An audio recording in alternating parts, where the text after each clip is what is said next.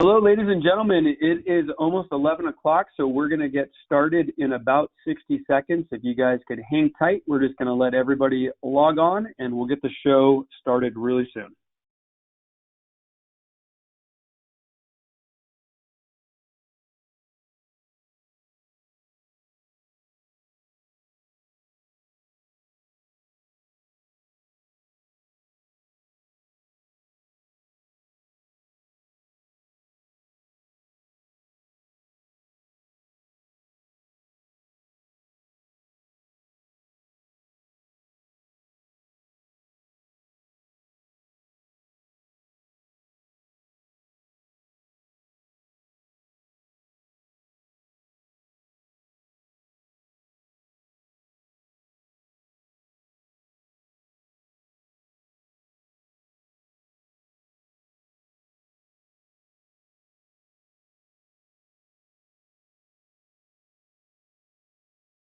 All right, ladies and gentlemen, it is 11 o'clock a.m. by my watch, so let's go ahead and get started. Looks like we've got a good group. So today's 1031 Exchange webinar is called Problems and Pitfalls. So if you've joined our webinars in the past, you know that we offer a couple different programs. We have a basics class, we've got an advanced class, and this class is one of my favorites because we go over all the problems and pitfalls that can occur in a 1031 exchange and obviously how to avoid them. So before we get started today, I want to go over a couple housekeeping items for everybody that is registered on this webinar. You're all going to get a copy of my presentation mailed to you, emailed to you a little bit after the presentation ends. So everybody generally asks if they can get a copy, and the answer is yes. The other thing is that we record all of our webinars and then we post them to our YouTube channel. So we'll send out a link to the YouTube channel. A lot of people like to share their this webinar with their colleagues or with their spouses if they're doing a 1031 exchange. So if someone could be interested in today's webinar but didn't get a chance to log on, we do record the webinars. All right.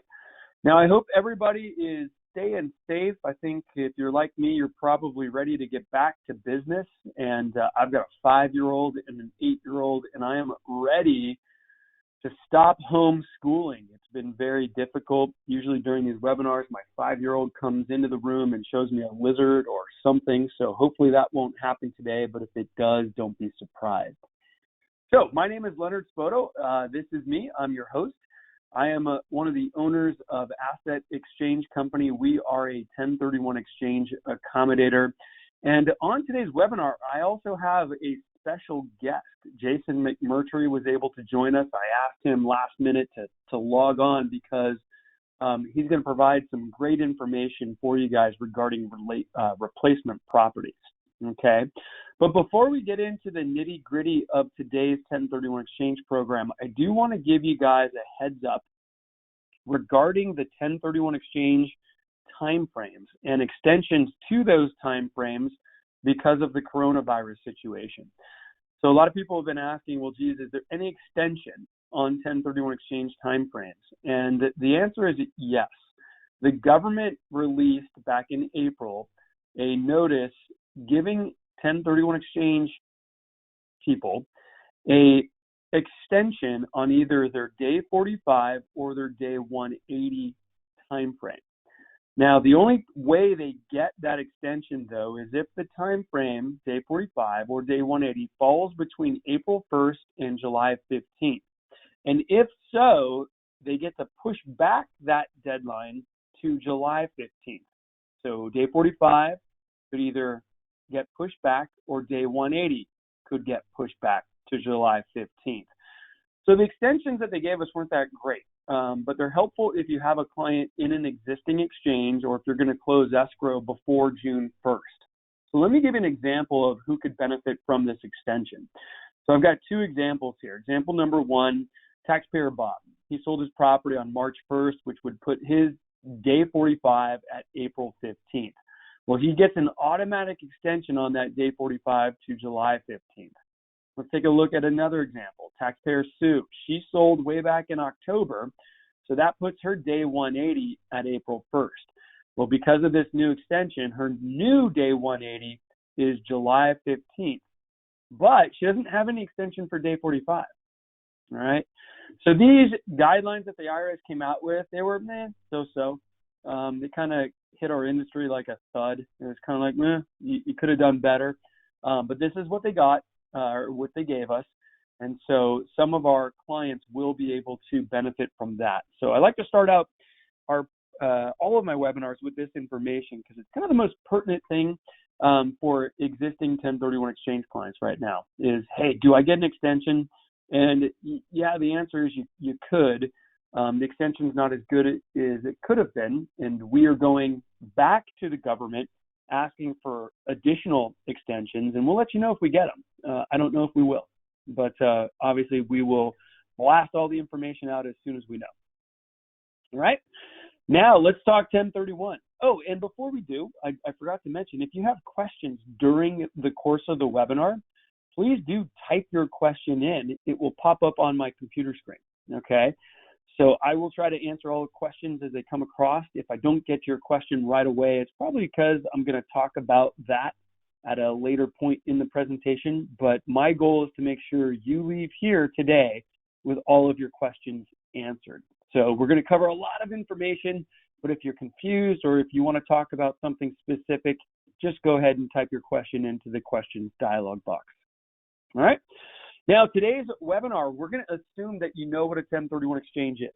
All right. We do teach a basics class. If you need to go over the basics, I can send you the information about that. But we're going to assume that you have some basic knowledge. All right. So you probably know, or hopefully you do, that 1031 exchanges are a way to defer taxes on the sale of an investment property. Okay. So it's not your primary residence. It's not your second homes. It is only applicable to your investment property, and it is only a tax deferral. But ladies and gentlemen, this is a powerful tool. In fact, Section 1031 of the Internal Revenue Code has been called the single greatest wealth building tool available to investors. The problem is you got to do it right. If you do not follow the exchange guidelines, you're going to fail your exchange. Or if you do an exchange and you end up utilizing your properties wrong in some way and you get audited, the government's going to disqualify your exchange, make you pay taxes, interest, and penalties. All right. So today's webinar is all about how not to screw up. And the most important thing when you're doing a 1031 exchange, and the most common problem that I see is this: people can't find suitable replacement property. Everybody knows that when you do an exchange, you're exchanging real estate. And what does that mean? Well, you're trading one for another. And if you cannot secure suitable replacement property, you do not have an exchange. And this issue has never been more important because right now there is a lack of inventory. During the shelter in place, people didn't want to put their property up for sale, right? They didn't want people coming through their house or their rental properties, disturbing their tenants. So we don't have a lot of inventory. So if you have exchanges coming up, you need to start looking for suitable replacement properties immediately. You also need to know people who sell alternative investments, okay? Your client may want a single-family rental in a certain part of town, but if there's only 10 and they're all out of his price range, you might be out of luck.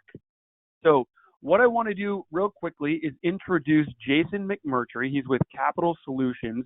Jason sells slices of very large apartment buildings. So his firm will go out and have a $50 million property, and they will be able to sell you a little tiny slice of it to satisfy your 1031 exchange. Now, your client might have never thought about this, but knowing about these solutions can be important in today's environment because, as I mentioned, you need to have a backup. And a lot of times, Jason's products aren't even backups. So Jason, I'm going to hand the microphone over to you. I'm going to let you share your screen. And if you can tell the audience a little bit about yourself and what you do, I'd appreciate it. So I can see your screen now. And Jason, start talking so we can hear you. Very good. Thanks, Leonard. And your illustration skills are on point. Good job there. So I'm only going to take a couple minutes up front here. As Leonard said, in this environment that we're in, a lot of people are nervous that are in the middle of 1031 exchange transactions because they're worried they won't be able to find replacement property. I've had calls from agents telling me that their client doesn't want to list their property. Even if they have a buyer, they don't want to sell it because they're worried that they won't be able to find an exchange property and they'll end up paying taxes. And so they're telling their clients about Delaware statutory trusts and about 1031 capital solutions so that we can solve that problem for them potentially. So before I dig any deeper, a government mandated disclosure for you. Investing in real estate involves risks. You should understand those risks before making any investment. Okay, very brief introduction of myself, my company, and my partner. 1031 Capital Solutions is led by myself as well as my partner, Richard Gann, who works up in our Lake Oswego office in just outside of Portland, Oregon. He has 9 years experience as a real estate and tax attorney.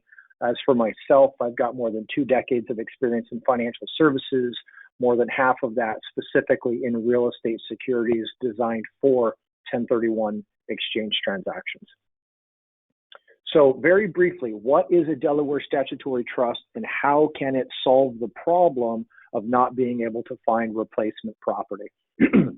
A Delaware statutory trust is just a legal way of holding title to real estate or other assets, but in our case, it's real estate.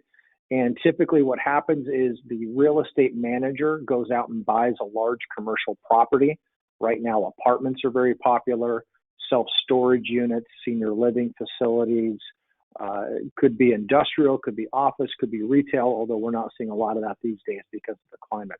But it's basically a way to hold commercial property that allows investors to come in and invest as little as $100,000 up to $5, $10 million or whatever their price point is. This structure is a very old structure, been around a long time. It was reviewed by the IRS in 2004.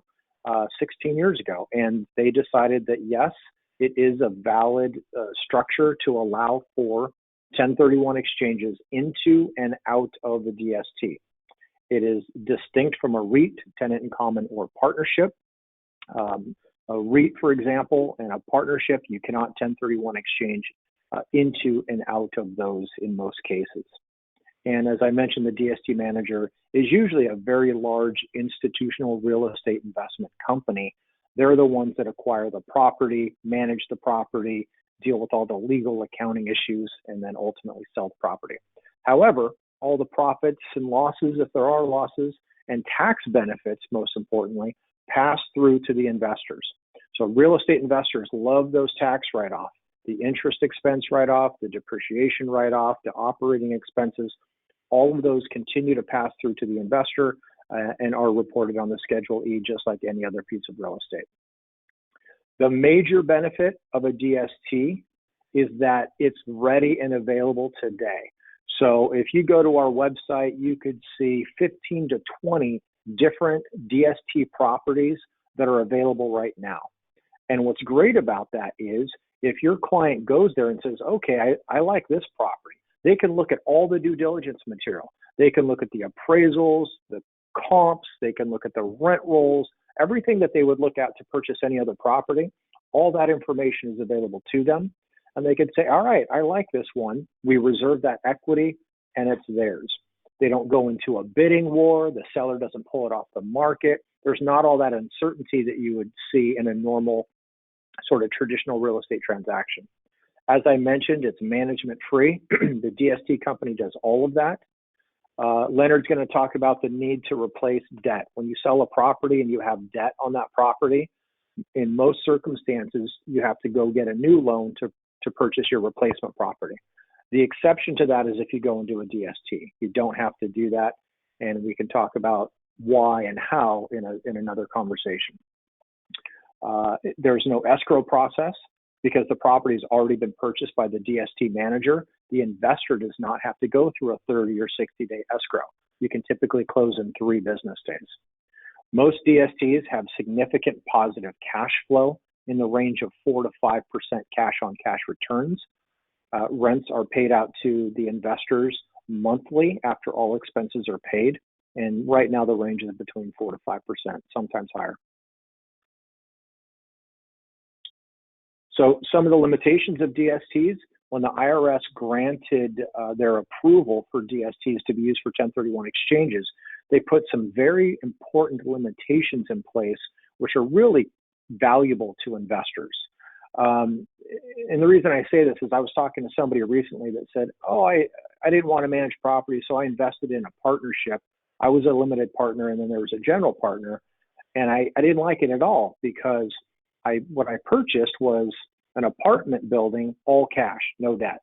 Well, a few years later, they sold that apartment building, the general partner did, and they took out a big loan and they bought 2 shopping centers. Well, I never wanted shopping centers and I never wanted debt on the property, but the general partner had total control. Well, in a DST, you don't have to worry about that. The IRS puts limits on what the DST manager can do, and frankly, it's not much. They can collect rents, they can raise rents, they can cut expenses, they can do things to add value to the property, but they can't switch one property for another. They can't add new financing. In short, they can't change the general terms of the deal. So what you see is what you get. When you look at a DST and you decide you like it, that's the same property and the same terms that you're going to have throughout the life of that DST, which incidentally is about 5 to 7 years. Investing in real estate involves a risk. Therefore, investing in real estate through a DST involves the same risk. So you have your general real estate risks. Tenants, may pay rent late. You may go through an economic cycle. All of those are the same. The major difference is you have a big institutional real estate investment company doing the heavy lifting for you. There's typically millions in reserves to handle any problems and a whole army of people to go after issues. You have all the same 1031 exchange risks that Leonard will talk about today. Income and appreciation, as in all investments, is not guaranteed. DSTs are typically illiquid for 5 to 7 years. The DST manager collects money to buy the property. They hold that property for 5 to 7 years, and then they sell it, and then everybody has a liquidity event, at which point they can either do another 1031 exchange into a new DST or into a direct property or cash out if they want to. DSTs have higher fees and expenses than if you bought property directly, which is obvious. In a DST, you don't have to search for the properties. You don't have to line up the financing. You don't have to close escrow. You don't hire the property manager. You don't manage the property manager. You don't have legal liability. You don't have to do accounting. You never have to list the property for sale and go through that escrow. So there's an army of people that are doing things for you, and they all have to get paid. So the fees and expenses are higher, but I would say they vary on a deal-by-deal basis, but I think they're reasonable. To the extent a DST uses leverage or debt, there's that risk. And then typically DSTs are managing multiple properties at the same time, DST managers rather, and so there's some conflict of interest. But those are the major things you need to be aware for a DST. Very briefly, our role in the process, we at 1031 Capital Solutions are not a DST. We are a DST broker. So our job is to vet the deals that are out there. We have a team of analysts that look at every single DST that's available in the market, and we pick what we think are the best of the best. Some DST companies are large institutional real estate investment companies. They've been around for 20, 30, 40, 50 years. They've got fantastic track records, wonderful companies. But if you go online and search around a little bit, you can also find a company that popped up 2 years ago, no track record, thinly capitalized, experience is questionable, and those are out there. And sometimes those deals have the prettiest pictures and the highest cash flow projections, and they can look pretty appealing to the untrained eye. We have a team of analysts that pour through all of them and can tell the difference between a great deal from a great company and one that's not so much. So we put what we think are the best opportunities on our website. We typically have 15 to 20 properties to look at any given time. And then when we meet with a prospective client, we find out everything about them. We find out about their transaction, the price point, if there was any debt used, what kind of cash flow they're looking for. Are they looking for cash flow or safety or growth or some sort of combination? And then we make recommendations for 1 or 2 or 3, typically, DSTs, and make recommendations and explain the benefits and risks and features of those particular DSTs. And then when they've made a decision, we close the transaction, which typically takes 3 days, and then our work really begins. Then it's quarterly updates, it's annual reviews, providing tax statements. We're the conduit between the client and the company to make sure that if they have to make any changes in terms of bank accounts, or they opened a new trust or something like that, we're closely tied with them to service them over the life of the deal, so that 5, 6, 7 years down the road, when the DST manager sells the property, we have a great relationship and we can show them whatever's next available to them. And that is it. My time is up here. This is me at the top, Jason McMurtry. If you have questions, obviously this was a very, very brief overview because it's part of a larger presentation today. But if you have any questions, call me at 949-887-4627. You can also email me at jason@1031capitalsolutions.com.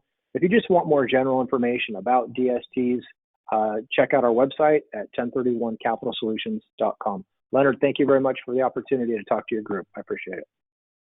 Yeah, perfect. And I've got Jason's information on my screen as well here. So I really think that having a plan when you're getting into an exchange on what you're going to exchange into is going to be the way to have a successful exchange. And sometimes your first choice doesn't work out, so a backup is a very good thing to have. And having a person like Jason, knowing that these properties even exist, is going to help your exchange go a lot smoother. So first pitfall that I see, and I've been doing this for 20 years, is people sit around and forget how urgent it is to go out and find replacement property. So don't let your clients do that, all right? Have a plan. Now, second thing that's happened, and this has happened not too long ago, client opens up escrow.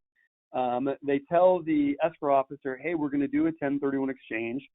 And they assumed that the exchange was going to get set up. Well, they close on Friday, deed records, funds are dispersed to the client, no exchange account was set up. Guess what? You owe taxes. You cannot do a 1031 exchange, ladies and gentlemen, without a 1031 exchange company. You cannot be in what's called constructive receipt of your sale proceeds. If you touch the money from the sale of your property, you are paying taxes, all right? So it's very important that you get an exchange company like me involved as soon as you open up escrow, all right? That'll give us plenty of time before you close to get all the paperwork done and coordinate with all the parties. But very often I get calls from people who closed last week, last month, or even 6 months ago. And they say, well, geez, I didn't know I couldn't touch the money. That is a huge problem because there's nothing I can do to help you out, all right? So when you're doing your 1031 exchanges, always, always, always make sure you get in touch with the 1031 exchange company before you close escrow, okay? I can set up your exchange account today if you're closing tomorrow, but if you closed yesterday, you're out of luck. You're paying taxes, all right? So don't dilly-dally. Pick up the phone, give us a call, make sure you've got your exchange account set up. And then when you do your exchange, make sure you're buying property that is used for business or investment purposes. Remember, when you do a 1031 exchange, you cannot buy a primary residence, all right? Take a look at your computer screen right now. There was actually a realtor from Salinas, California, who served 14 months in jail for tax fraud related to her 1031 exchange because she bought a property in an exchange. She immediately moved into it. And then she falsified her tax returns to make it look like the property she was living in was a rental.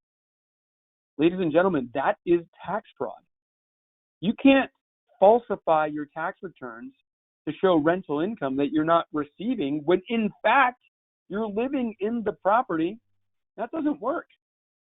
I've actually had clients routinely ask me how to commit tax fraud, right? A question usually goes, well, geez, what if I just put my son in there and then I pretend like my son's giving me rent, but he's really living there with his wife and his new baby? No, that doesn't work. Collect real rent from your son or a tenant, report that real rent on your tax filings, and you avoid going to jail, right? When you do an exchange, the property that you're selling needs to be seasoned as a rental for at least 1 to 2 years, and the property you're buying should be seasoned as a rental or investment for at least 1 to 2 years. After that, yeah, you can move into it. But if you're going to move into a property, do not memorialize that intent. And what I mean by that is don't put in writing to me or to anybody else, hey, I want to move into this 1031 exchange property. Because what you're doing is you're providing evidence to the IRS in writing that you don't plan on using the property as an investment. And anytime you do an exchange, you have to sell an investment or business use property and buy an investment or business use property. And the best way to prove the use of your property is on your tax filings. All right? So get legitimate rent from your tenants, report it on your taxes, depreciate the property, save all of your lease agreements so that if you get audited, you have a very compelling story with proof of how you used your property. Because, ladies and gentlemen, the consequences are severe. A lot of people think, well, geez, I'll just pay my taxes if I get caught. Nope. You're going to pay your taxes. You're going to pay interest. You're going to pay penalties, fines, and if there's tax fraud, obviously people do go to jail. All right. So make sure you're doing what you're supposed to be doing. Another big issue, and I talked to someone about this today, related party transactions. Guess what? The government does not want you to do related party transactions when you're doing an exchange, with some exceptions. All right. So first of all, what is a related party? Well, a related party is a member of the same family unit. So take a look at your computer screen. If you are in the same family, siblings, spouses, lineal descendants, that means up or down in your family tree, that's a related party. Also, corporations where you own the majority of the stock is a related party. So people think, well, geez, what I'm going to do is I'm going to buy a house, rent it to my corporation, and then move in. Nope, that doesn't work because that's a related party. That's basically just you. And the IRS really looks at related party transactions. In fact, when you file your tax returns reporting your 1031 exchange, one of the first questions they ask you was, is this a related party transaction? And if so, give me some information about that person and about your transaction.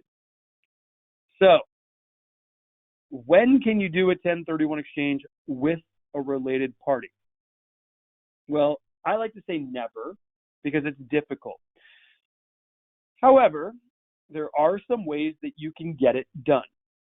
You can buy your 1031 exchange property from a related party only if that person is doing an exchange. Okay, so let me give an example. I'm going to sell this property here, and I want to do a 1031 exchange to buy a property from mom. Well, you can do that, but only if mom goes out and does her own 1031.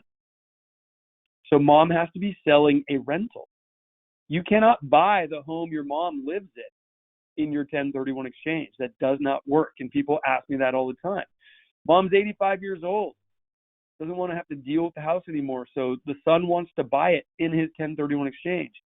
Well, guess what? If mom lives in that house, that's not going to work, right? Because mom has to do her own exchange when she's selling to you. Does that make sense?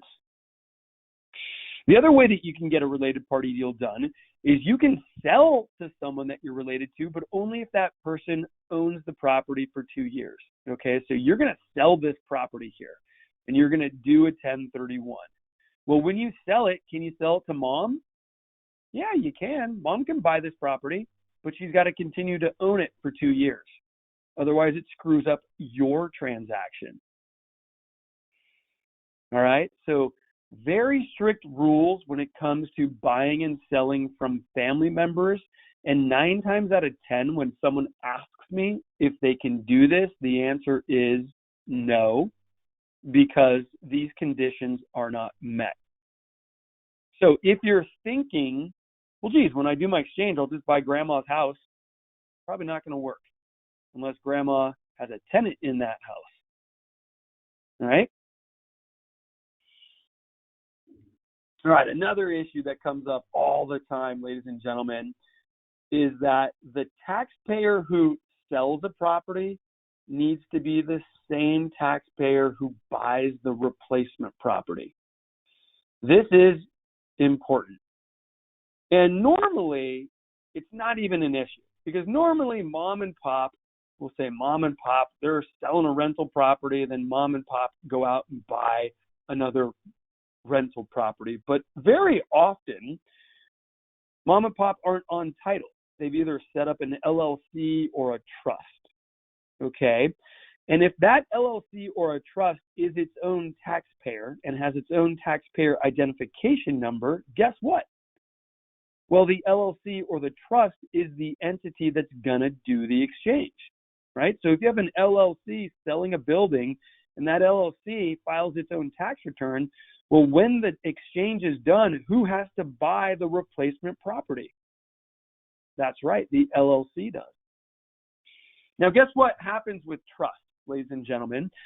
A trust will become its own taxpayer when mom and dad die, right? So the trust is set up so that when mom and dad die, the kids will get the property, right? And they don't have to go through probate. So you've got kid number 1 and kid number 2. So mom and dad kick the bucket, and the trust says that the kids will now own the property and have avoided probate, which is great. But when mom and dad die, guess what happens to this trust? It becomes what is called irrevocable, and it starts to have to file its own tax return and is assigned its own tax ID number. So if the kids continue to own the property after mom and dad die for 2 or 3 or 5 years, and it's a rental, and then they sell the property, well, they're not selling it. The trust is selling the property. So who's going to have to do the exchange? The trust. And that's a problem if kid number 1 wants to take his money and buy something in Hawaii, and kid number 2 wants to take her money and buy an apartment building in Ohio. That doesn't work, because who's doing exchanges? Well, not the kids, the trust. So very, very important to know who your taxpayer is. And then a last comment on this particular issue is, before I got married, my wife had a property. And when we got married, that property became a rental. Well, my wife and I never got around to changing the title of that rental property, and it's still in my wife's name. So if my wife goes out and sells the property, when she does an exchange, guess what? She's going to want to own the replacement property without me, so that there's no issues with the 1031 exchange. That comes up quite a bit as well. So these are issues that we have to think about to keep your clients' noses clean with the IRS. Now, it's good if you guys remember this as realtors, but these are the issues that we focus on. And people say, well, geez, Leonard, all you guys do is prepare paperwork. Well, no, we don't. We're looking out for all this stuff, because this stuff comes up and it screws up our clients' exchanges all the time.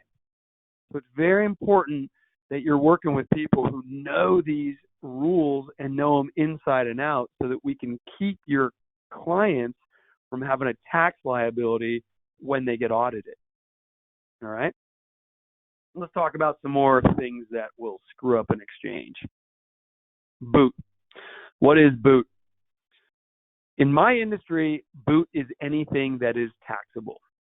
So let's take a look at an example transaction. And this is just simple stuff, all right? So we sold a property for $500,000. We have $300,000 in equity, and we go out and buy replacement property for $500,000. All right? So we sold a building for $500,000.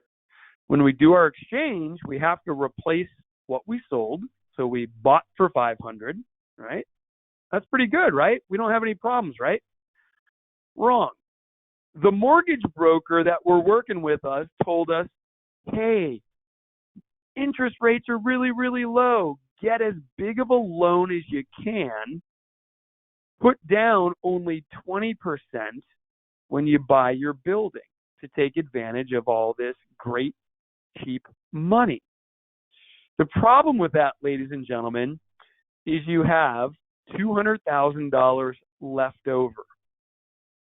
Any cash that is not put into the new property as a down payment is boot. And ladies and gentlemen, boot is taxable. So if you do not reinvest that $200,000 in another property in your exchange, you have to pay $66,000 in taxes because your genius mortgage broker didn't understand the 1031 rules. And he or she convinced you to put as little money down as you can. Well, in a normal situation, that might be a good tactic.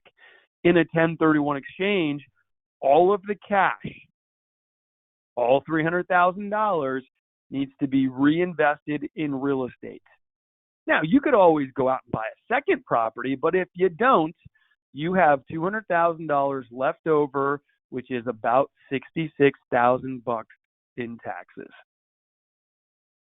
All right? I see this all the time, and I will advise my clients, hey, redraw the loan docs. You got to put more money down if you don't want to have boot. Mortgage broker gets all mad, picks up the phone and screams at me. And I say, listen, buddy, you don't know what you're doing. You're going to cause my client to have a $66,000 tax bill. So go redraw your loan docs. All right? That's boot. Another example of boot. Same situation. I sell a building for $500,000. I've got $300,000 in equity, but I go out and I buy $300,000 only worth of real estate because I don't want to have debt, right?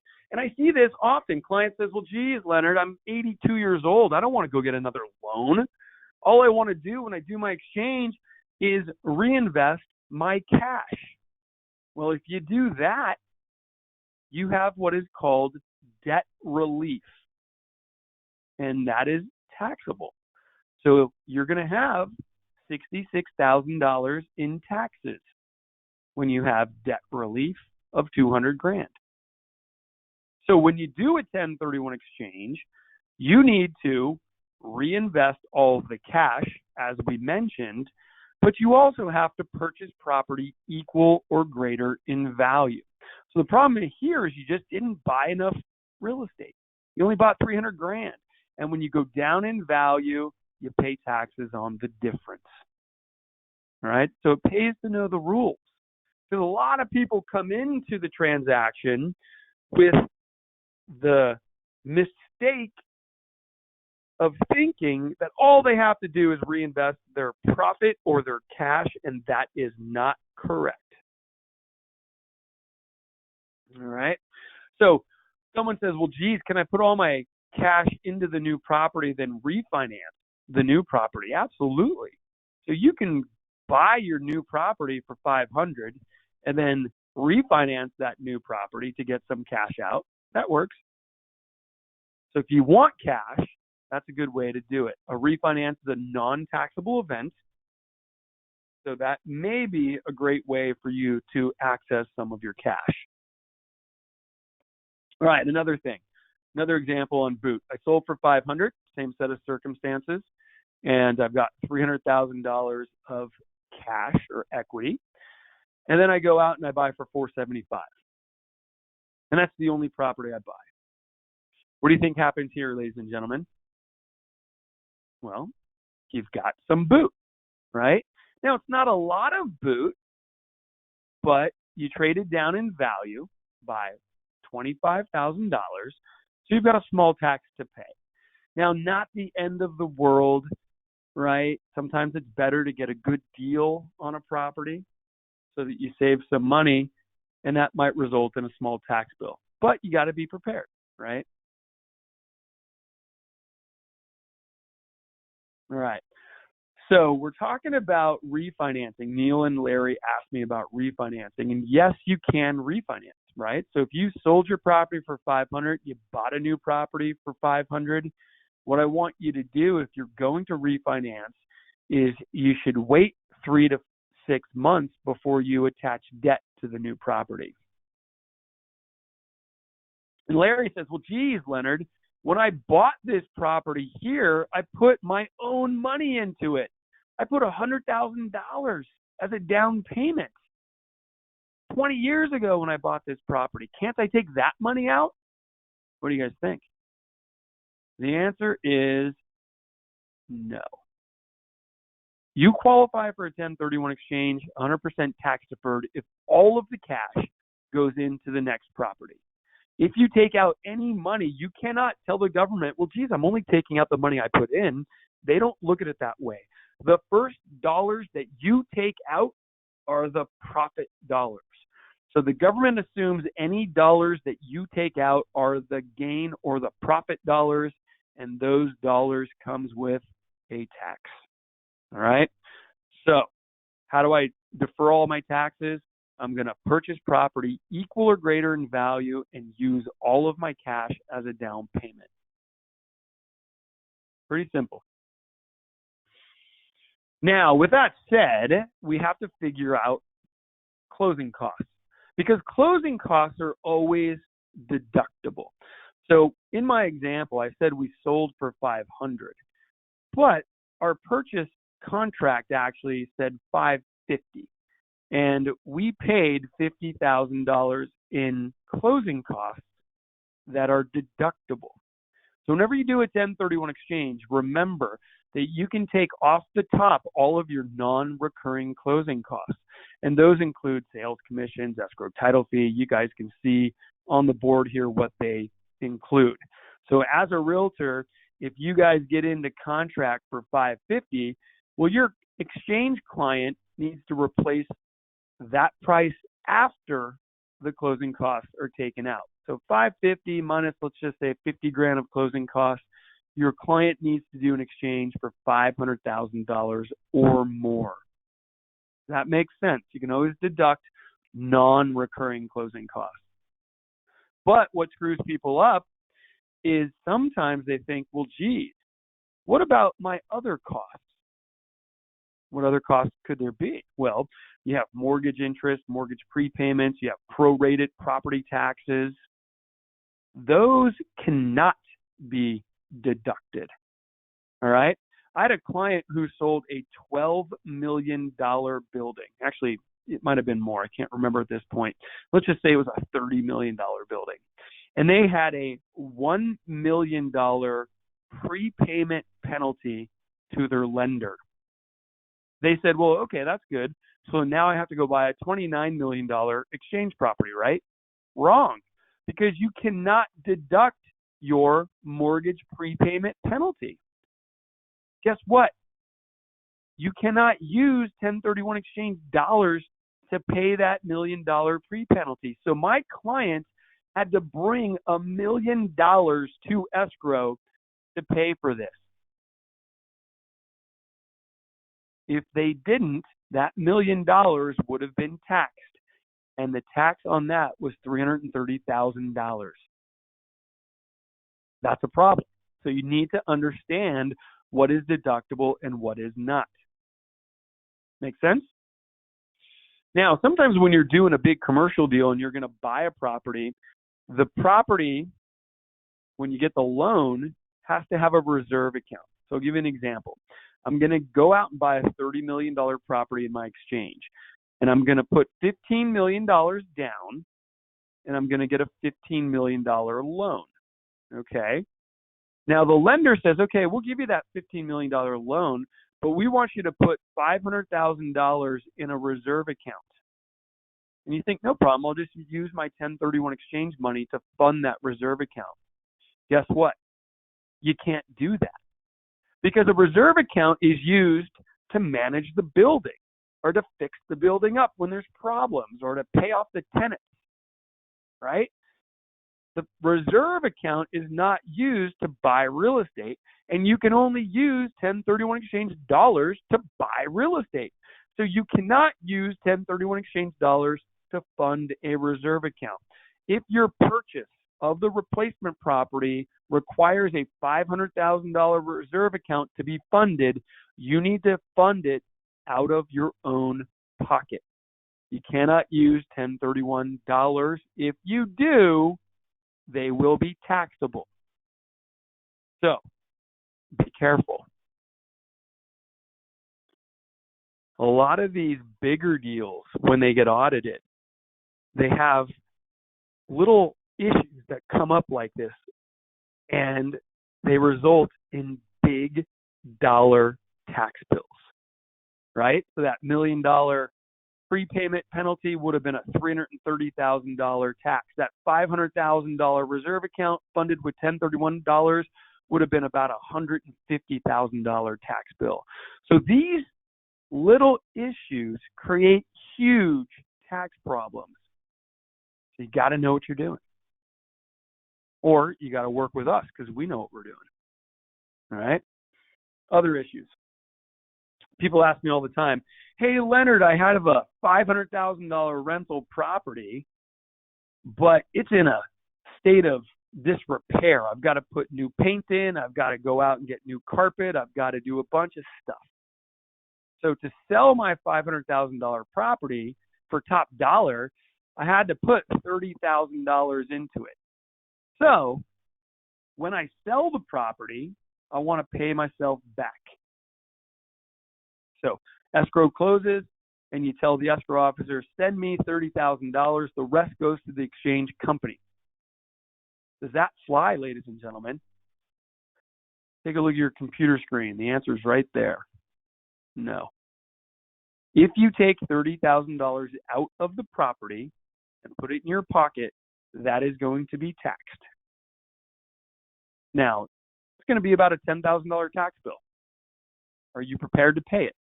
And you say, no, I don't have to pay taxes on it. I'm just paying myself back for these things. That is wrong. You will be taxed. These items, new paint, new carpet, fixing the deck, okay, those are either going to be expenses that you write off against rental income, or they're going to be capital improvements, which will increase your basis. So you will get credit for every dollar that you put into the property to prepare it for sale. But they're either going to be expenses or capital improvements. You don't get to pay yourself back with tax-free dollars. All right? You put money into the property, it increases the basis, or it is written off against rental income.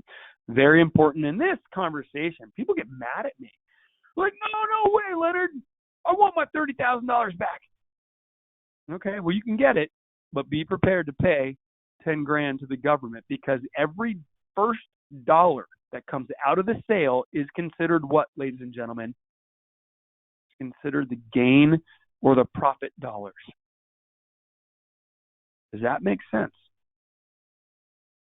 Again, little issues cause big tax problems. So you need to know what you're doing.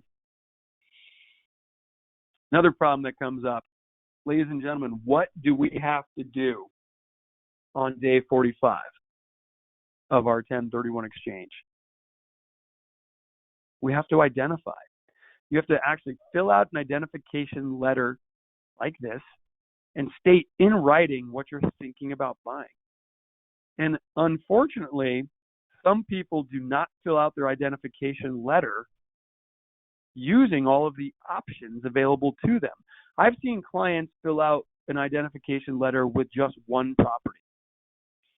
And then on day 46, that property gets sold to someone else. Well, that was stupid because you had two other options that you could have put on your ID letter. If you don't have a backup and your first choice goes to someone else, well, you're paying taxes.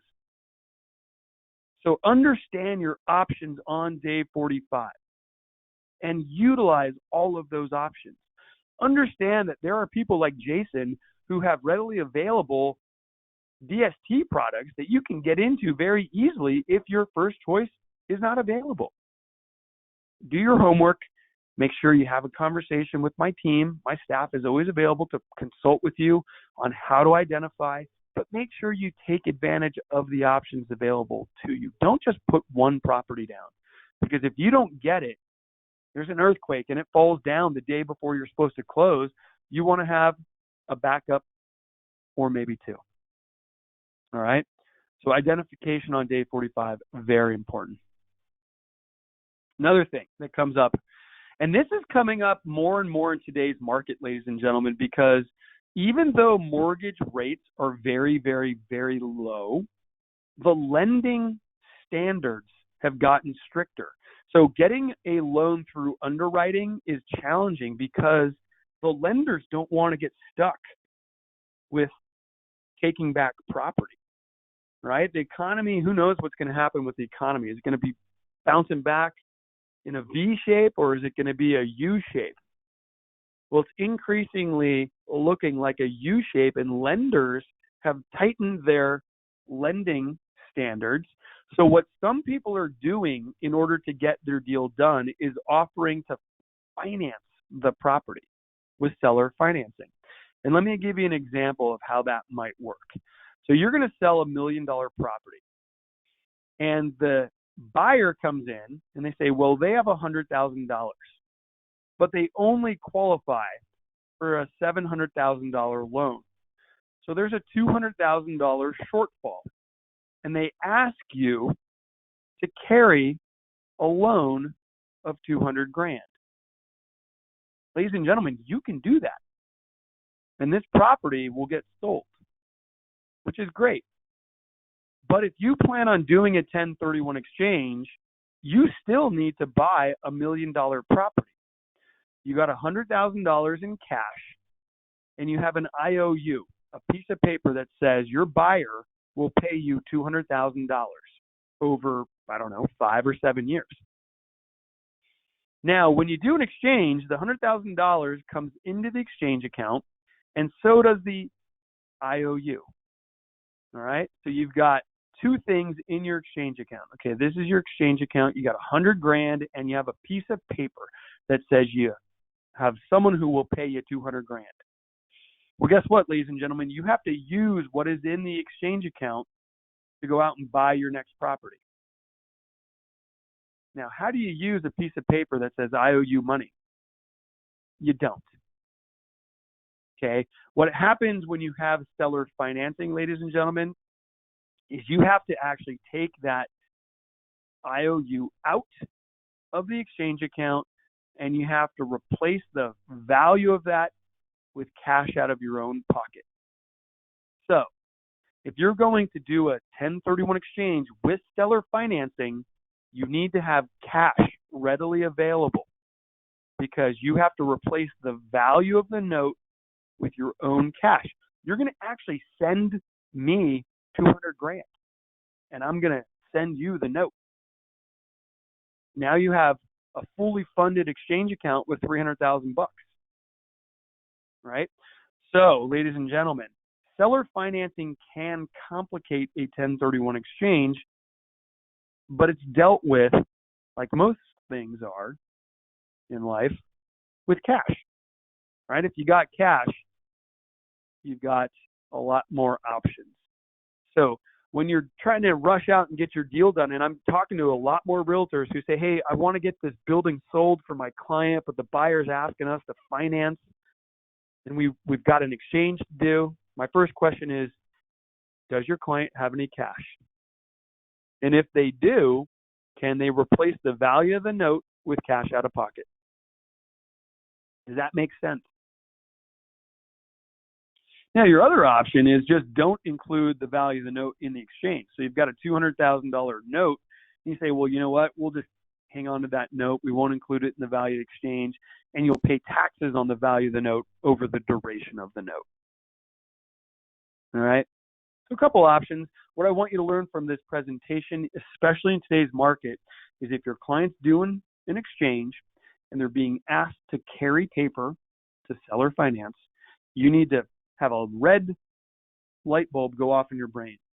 And that should be, hey, call Leonard and his company, because I remember I took that webinar and there's some issues with that.